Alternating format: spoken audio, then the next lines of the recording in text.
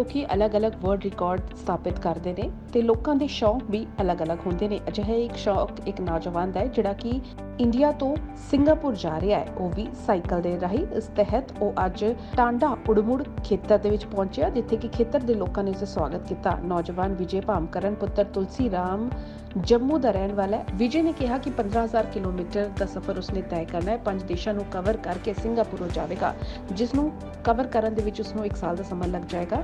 19 ਸਾਲ ਦੀ ਉਮਰ ਦੇ ਨੌਜਵਾਨ ਨੇ ਆਪਣੇ ਦੇਸ਼ ਦੇ ਚੰਗੇ ਭਵਿੱਖ ਅਤੇ ਨੌਜਵਾਨਾਂ ਨੂੰ ਨਸ਼ਿਆਂ ਖਿਲਾਫ ਜਾਗਰੂਕ ਕਰਨ ਦੇ ਲਈ ਕਿਹਾ ਕਿ ਸਾਨੂੰ ਸਾਰਿਆਂ ਨੂੰ ਵੱਧ ਤੋਂ ਵੱਧ ਜਾਗਰੂਕ ਕਰਨ ਦੀ ਲੋੜ ਹੈ। ਅੱਜ ਦੇਸ਼ ਅੰਦਰ ਹਵਾ, ਪਾਣੀ ਤੇ ਵਾਤਾਵਰਣ ਗੰਦਲੇ ਹੋਣ ਤੋਂ ਬਚਾਉਣ ਲਈ ਪ੍ਰੇਰਿਤ ਕੀਤਾ ਜਾ ਰਿਹਾ ਹੈ ਅਤੇ ਹਰ ਖੇਤਰ ਵਿੱਚ ਰੁਕ ਕੇ ਲੋਕਾਂ ਨੂੰ ਜਾਗਰੂਕ ਕੀਤਾ ਜਾਏਗਾ ਤੇ ਉਹਨਾਂ ਦਾ ਫਰਜ਼ ਵੀ ਬਣਦਾ ਹੈ ਤੇ ਲੋਕਾਂ ਵੱਲੋਂ ਵੀ ਮੈਨੂੰ ਸਤਿਕਾਰ ਦਿੱਤਾ ਜਾ ਰਿਹਾ ਹੈ। ਉਸਨੇ ਕਿਹਾ ਕਿ ਮੈਂ ਇਹ ਸਫ਼ਰ ਜੋ ਜੰਮੂ ਤੋਂ शुरू किया सी, इसनू सिंगापुर के करीब 1 साल दे विच पूरा करांगा।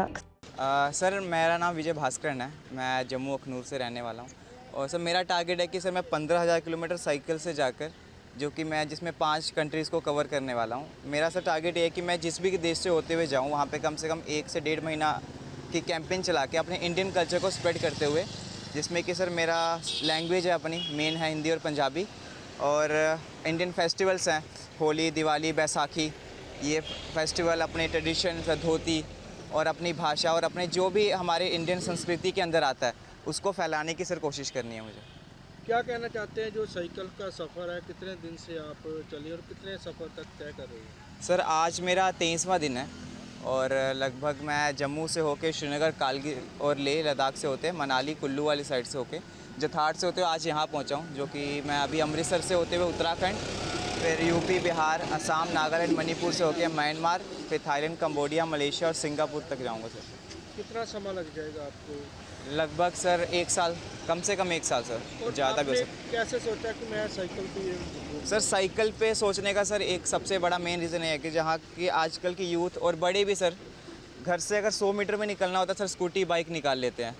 सर ये हमारे एनवायरनमेंट को बहुत ख़राब कर रहा है। और सर जो साइकिल की वैल्यू है सर आज के टाइम पे सर साइकिल की वैल्यू बस जो छोटे बच्चों को खेलने के लिए रह गई है, बट एक्चुअल में सर अगर आप बाहर के देशों में जाएंगे, लोग बड़े बड़े CEOs अपने ऑफिस में भी साइकिल से जाते हैं, जिसकी वजह से उनकी हेल्थ बहुत अच्छी है। बट इंडियंस की health day by day average आज जो इंडियन में एक लिविंग एज है वो आज 60 साल, बहुत ज़्यादा आदमी जी रहा है तो 60 साल जी रहा है सर।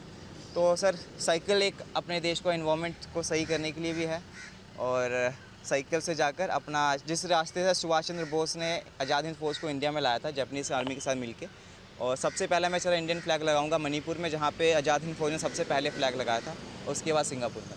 कैसे आपसे मन में ख्याल है कि मैं इंडिया का फ्लैग लेकर और पंजाब को, पंजाबियत को आगे बढ़ाने के लिए कोशिश करूँगा? सर इंडियन फ्लैग का ये था कि सर क्योंकि मैं इंडिया को रिप्रेजेंट कर रहा हूँ, तो सर अगर इंडिया को रिप्रेजेंट करूँ इंडियन फ्लैग ना हो तो सर ये बहुत नाइंसाफ़ी होगी और ये बिल्कुल सेंस नहीं बनेगा। और सर इंडिया में जो सबसे ज़्यादा चलने वाली 2 भाषाएं हैं हिंदी और पंजाबी, जिनको सबसे ज़्यादा प्यार भी मिलता है और सबसे ज़्यादा खूबसूरत भाषा है, जिसमें सर बहुत ही इज्जत दी जाती है दूसरे को, तो सर इसलिए मैंने हिंदी और पंजाबी को सब मेन प्रेफरेंस पे रखा है। साइकिल से जैसे कि आपको मैंने बताया एनवायरनमेंट को मुझे फ्री करना था, तो मेरा सबसे पहले जो मैंने प्लान किया था ऑल इंडिया साइकिल पे करना था। बट सर फिर मैं जब सुभाष चंद्र बोस को पढ़ने लगा सर, तो जब मैंने उनकी 2-4 बुक्स पढ़ी तो उसके बाद सर मेरे दिमाग में आया कि जिस रूट से वो इंडिया में आए थे मुझे उसको एक्सप्लोर करना चाहिए, और फिर इसके ही साथ में आया कि मुझे अपना इंडियन कल्चर आगे लेके जाना है, तो वो वहाँ से दिमाग में आया। फिर मैंने कोई लगभग 5-6 महीने लगाए अपने स्टडी के साथ साथ इस पर थोड़ा रिसर्च किया, और फिर उसके बाद सर मैं बस इस सफ़र में निकल आया। हमारे देश में नशा बढ़ता जा रहा है, उसके बारे में आप क्या मैसेज देना चाहते हैं? सर नशा तो सर मैं ये कहूँगा कि नशा सबसे बड़ी चीज़ है। जो इंडिया में सबसे ज़्यादा जो नशा करता है वो पंजाब में माना जाता है, पंजाब में बहुत ज़्यादा इस वक्त में नशा है। तो सर मैं तो ये कहूँगा नशा सर नहीं करना चाहिए बिल्कुल भी। लोग वैसे अगर देखा जाए तो नशा सर हर चीज़ में है, खाने में है, जो भी चाहो आप करो, बट सर जो चीज़ें हमारे शरीर को नुकसान दे सर वो तो बिल्कुल नहीं करनी चाहिए। स्पेशली सर हमको इंडिया को ड्रग्स फ्री बनाना है, क्योंकि ये बाहर के देश है उनसे फ्री होते जा रहे हैं और इंडिया में वो चीज़ आते जा रही है।